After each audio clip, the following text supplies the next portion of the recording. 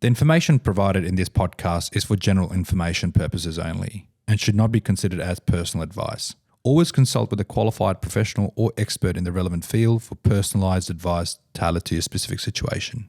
Welcome to the Wealth Guide podcast, where we delve into the world of financial planning and wealth management with industry experts. I'm your host, Gianni Musumeci, and today we have a special guest who brings a wealth of experience and unique perspectives to our discussion. Let's welcome Regmi. Ricky is the head of advice and has been a prominent figure in the financial planning industry since 2007. After completing his accounting degree at Macquarie University, Ricky embarked on his career as a private client advisor at the Commonwealth Bank. His journey in financial advice has been marked by a dedication and a deep commitment to helping clients achieve their financial goals. In addition to his impressive career in financial planning, Ricky is an active Army reservist with over 15 years of service. As a highlight of his military career, he was deployed to the Middle East area of operations in 2019 as a finance specialist, bringing his expertise to a crucial and challenging environment. Ricky's passion for financial advice stems from his love of getting to know his clients and understanding their unique circumstances. He leverages his technical knowledge and extensive industry experience to optimize each client's financial situation, creating personalized plans that help them lead more financial, secure, and enriched lives. Today, we'll explore Ricky's journey into financial advice and the motivations that keep him passionate about his field. We'll discuss his target demographic, which includes individuals, families of all ages, and his fellow military personnel, and the specific financial challenges they face. Ricky will also share his strategies and approaches that have proven most effective in helping his clients reach their financial goals. So sit back, relax,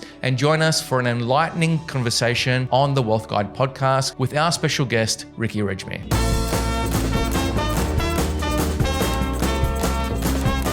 Okay, hi everybody. Ricky, thanks for joining me. Really appreciate it. Thanks, Johnny. Yeah, very good. Ricky, first question I wanted to ask is, I was hoping you could sort of run through your experience with me and ultimately what led you to jump into financial advice. Gianni, I'll probably answer your second question first. As far as I can remember, since childhood, our parents, for both my brother and I, we were very much involved in the household budget and cash flow. Not so much what was coming in, but certainly how much was going out. I know how those conversations go. Yeah. It was. Well, so I think that sort of led us, or for me anyway, led into an interest into finance and how important it can be. It is about managing what's coming in, what's going out. And Dad talking about investment planning, tax strategy planning. That sort of led my interest into finance. Then going through school, university, even at university, I always had interest in economics and the investment side of subjects, not so much the core accounting subjects. Even, I went ahead and did my CPA, but accounting part never really excited me. But it's an important part, but I was always interested into finance, the investment, the managing of it. After finishing university, went into banking where I got in touch with a financial advisor and I really understood how vast the financial planning can be. Right? It involves investment planning, tax planning, super, pension, you name it, investment bonds. So it just led my interest into it. And from there on, I started looking into that in a bit more detail. And hence after that, got a job within the Combank, ANZ, became a financial planner.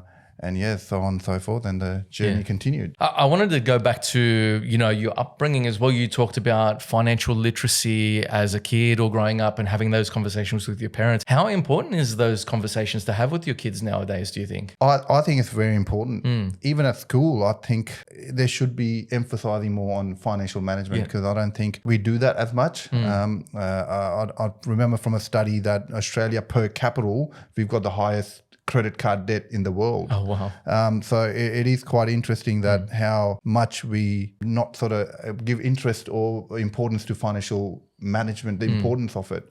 I still remember my son telling me he wanted a electric scooter of some sort, and I said to him, well, it's going to cost me $400 or $500, and that is a lot of money. And he said to me, Dad, just tap your credit card. That easy. So that sort of dawned on me that maybe I should put more emphasis on the cash flow management and the financial planning aspect of everyday life. It's such an important conversation to have early on because financial literacy is just such an important skill set to have as well. Yeah. I had a similar conversation with my sons not long ago where they wanted to buy a computer game. I told them I don't buy computer games. I said, if you really want this computer game, you're going to buy it. And I pay them chore money. I pay them pocket money, $5 a week. So I said to them, well, how long is it going to take you to save up for that game? And they said, 12 weeks, 13 weeks. No, I'm not buying that game. No way. So it's once they become financially literate, everything becomes a lot more transparent as well. Absolutely. I agree. I've got a similar story on that one too. My son, he wants to buy an Audi A4. And I said to him, Rowan, do you know how much it's going to cost you? Yeah. And we sort of reverse engineered it back and it was around $40,000, $50,000. And I said, well, that's value as of now, right? Yeah.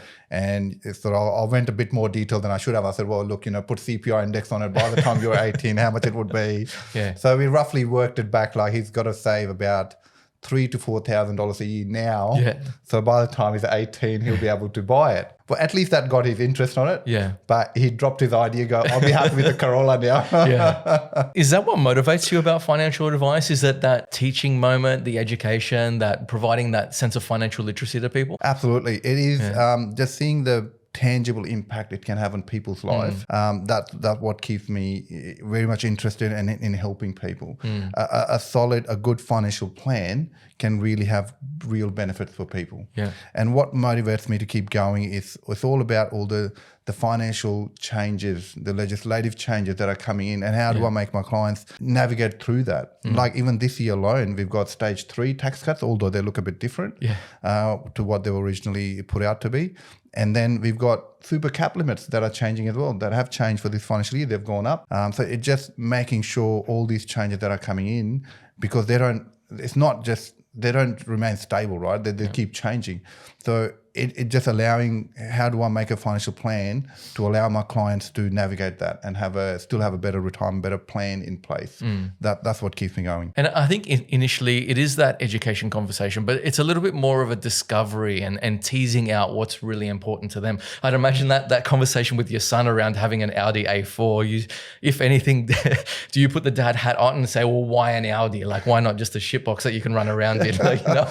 Well, that's what I said to him initially. I did, well, as we are, I think boys generally are into cars. So he sort of has interest in it, along with soccer and other things that he does. Yeah. So it's important. And I said, well, look, I've sort of said to him, don't limit yourself. Yeah. Have a goal, but then you got to have a plan to reach that goal. Yeah. There's no point saying you want to have a certain lifestyle or a certain car or put in a client's perspective, a certain retirement plan. But if you don't have plans, it would be really difficult to reach that goal, right? Yeah. So I feel that's very important. And when I reverse engineered it back to him to go, in order to be at point A in 10 years' time, what do you have to do now? Yeah. And that sort of put more in perspective, and that can really help people drive a outcome and change. And then that's really, well, he started saving, at least that's one positive. He can't save $4,000 a year.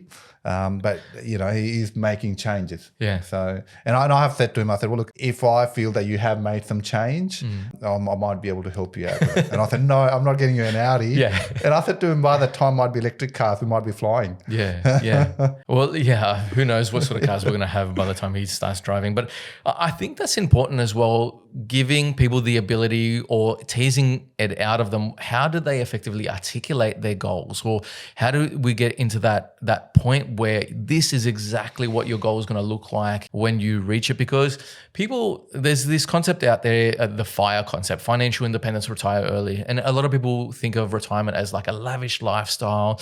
But realistically, like, if you really wanted to, you could move to Indonesia or something like that and retire on next to nothing. Yeah. Or you can, retire comfortably here in Australia, but there's a cost to it. Absolutely. So I think if anything, there's that discovery session where we need to understand and articulate their goals.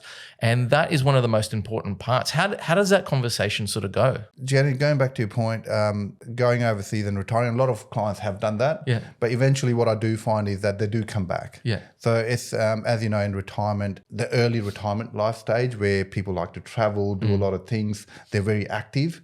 But later in retirement, as the lifestyle sort of slows down, client sort of health starts changing.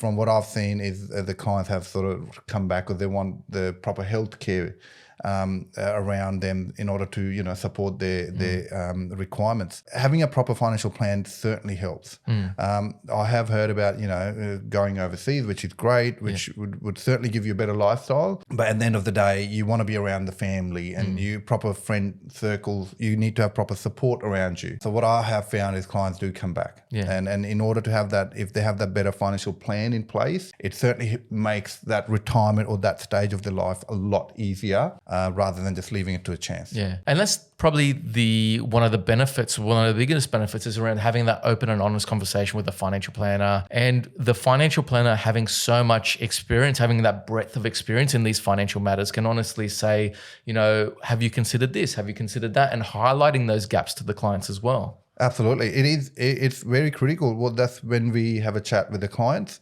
It's more about realistic goals. So that's what I emphasize on. So it's not so much about, yes, we want to talk about objectives, but what's realistic? What are we aiming for? And what steps can we put in place in order to achieve that? It's like any plan, right? It's keeping with the theme of traveling. It's like if I want to travel to another country, you'll plan your itinerary, you'll go where you want to go, what you want to do. So similar to that, financial plan is no different.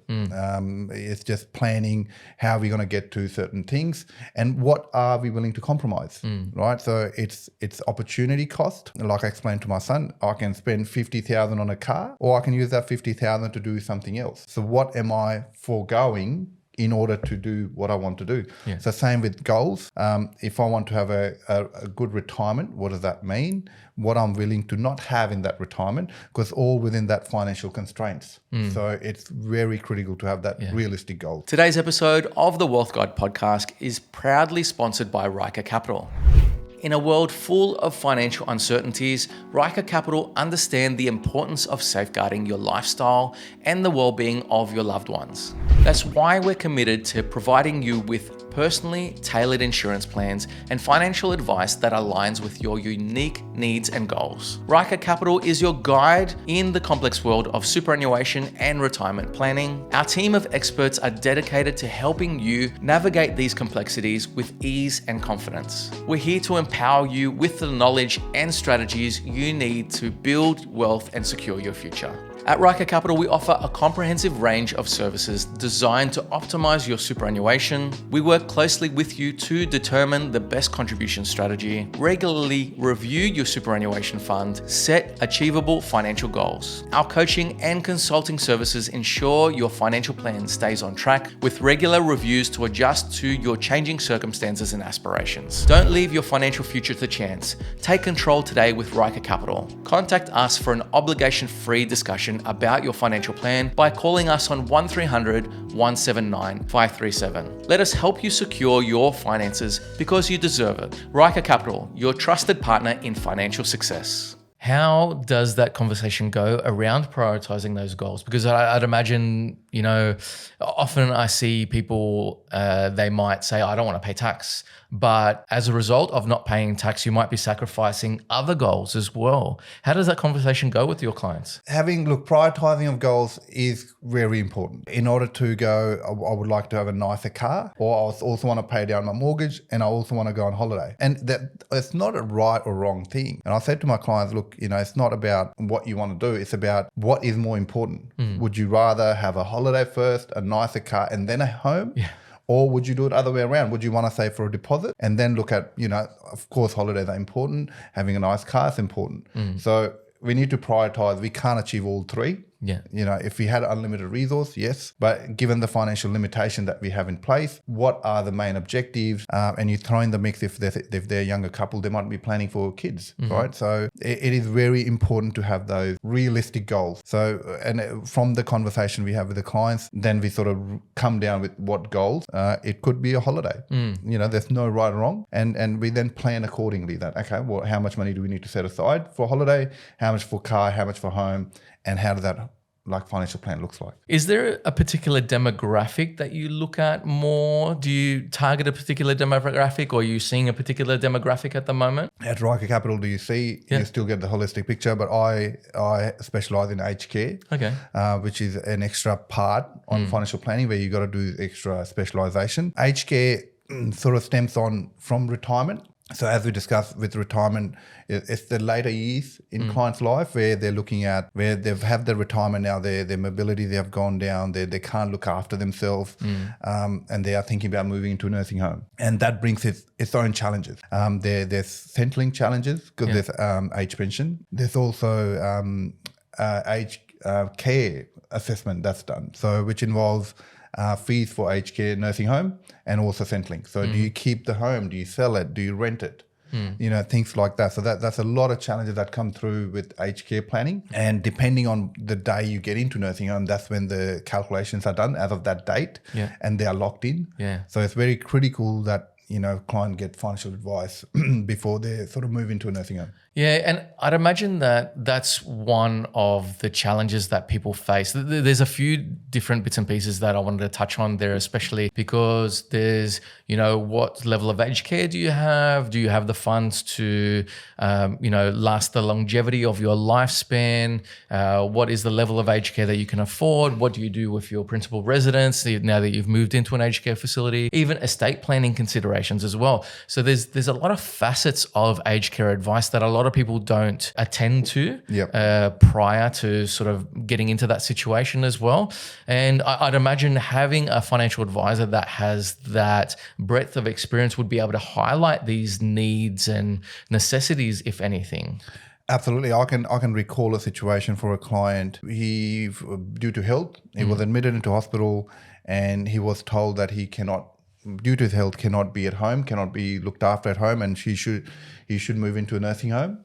As a result, the partner, she was already going through this situation, seeing her husband in that situation, and she just decided to go ahead with it. And what it ended up being, the fees and charges were so high that it was going to clean out their savings in 3 to 4 years' time. So what happened was she went to an accountant complaining about the similar issue. So the accountant referred the client to me, and we went through the whole situation with her. And one of the other things she was also facing on top of the cash flow issues was the client wasn't being looked after properly. So she was thinking about moving her husband out of that nursing home. So because that was already in place, so we were able to put in a financial plan where we were able to move a significant amount of money from husband's name into wife's name, which meant that the client, when they move into the other nursing home, they went from a high means, which means they've got ability to pay more fees, went into as a low means resident, which means they don't have enough sufficient fees to pay, which had a significant impact on their cash flow. So wife was, she was already stressed out about looking after her husband. Now, and then on to add that the cash flow challenge, that was very much impacting her ability, like to a point that she was really getting into depression about, I can't look after my partner of 30 years, and I want to provide better care. But at the same time, I also need to look after myself because, I would need some fund for my own retirement. So it was a really, really bad situation. But since I got to see the client, we were able to change the situation where the client got in as a low means resident, which meant that age pension was able to pay all the fees for the client with a small deposit to the nursing home, which they were going to get back anyway, which meant from a estate planning point of view, the family was also looked after. Oh, that's a good outcome, and it's good to make the best out of, a bad situation where they were previously. But I think if anything, that highlights the power of financial advice as well. Had that person or that couple receive financial advice prior to entering into that aged care facility, they'd be in a vastly different outcome, because with that information, you'd be able to understand, well, hey, can I reasonably afford to maintain the cost of this, aged care facility, or, service and care needs aside, can I afford to stay here for the long term sort of thing? Will it last, my expected life expectancy? Absolutely. It's so critical, especially when we are living longer. So our life expectancy has gone up, and I was reading some other study which said anyone born after either 73 or 83 is expected to live till 100. So if we are going to live a lot longer, we need to have a financial plan in place that can support us throughout that, and then inheritance. Right. So a lot of my clients do want to pass some saving onto their kids, because they do see their kids struggle with the cost of living. So they do want to help their children out whenever they can. So it's a really, really important to get advice on it. And I imagine that's a very emotional discussion as well, because, you know, as parents or grandparents, you want to leave a generational legacy down to your kids and your grandkids and that sort of stuff. And yes, times are tough. We're living in a cost of living crisis at the moment. So if anything, you want to make sure that your estate is passed down with minimal impact as well. Like, you don't want it to be eaten away by fees, capital gains, taxes, anything like of those sorts as well. So even more important to have that discussion with a financial planner as well. Absolutely, because at the time of estate, you know, you don't want to have any issues with regards to money wise. You know, which is one of the good things we do when we're giving retirement advice to the client, to have, for example, if they got a super, we put a reversionary in place. When one of the partner passes away, the money automatically goes to the other spouse, so it's not impacted by probate and things like that, or someone challenging the state. So it's there's things we can do in order to make that stage a lot easier. Right? Even also thinking about, even though it's out of my scope, I definitely get clients to get a will and a power of attorney. I say to the clients, so important. I even joke to my client that will is, you know, I think power of attorney is more important, because will is, you know, you're gone, your kids can fight over it. But power of attorney, I feel, is more important, because the client is still alive. And they can't either physically or mentally incapacitated and cannot make those decisions.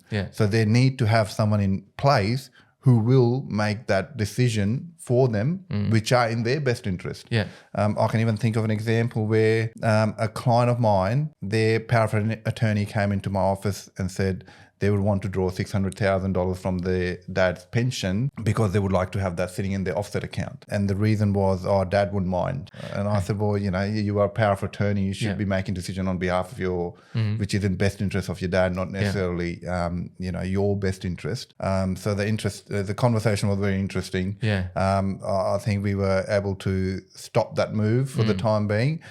So it is very critical. Power of attorney. You need to make sure that, you know, you get someone who you trust to make good decisions for you. No, that makes a lot of sense. And as financial planner, obviously you'd act as an advocate for them to ensure that they're in the best situation, because that doesn't sound like putting them in the best or a better outcome, if anything.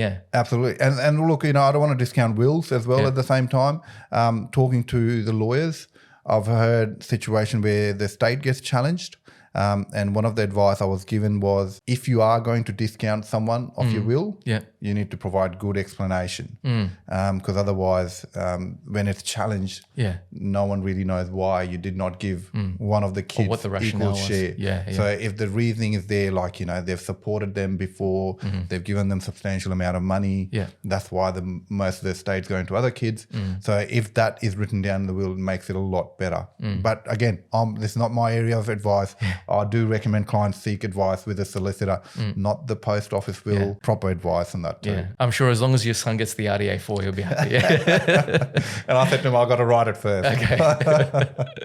Sounds good. Ricky, I really appreciate your time. If anybody has questions around anything that we discussed today, how's the best way to get in touch? Well, they can certainly contact us at Ryker Capital, which is hello@rykercapital.com.au. And they can send the inquiries through. There's also 1300 number, which would be part of this podcast. And they can certainly ring that number and then get in touch. Awesome. Thanks, Ricky, for your time. Really appreciate it. Thanks, Gianni. Thanks for having me. If you enjoy the content we bring you on the Wealth Guide podcast, we'd love for you to subscribe and share with your community. Literacy accessible to all.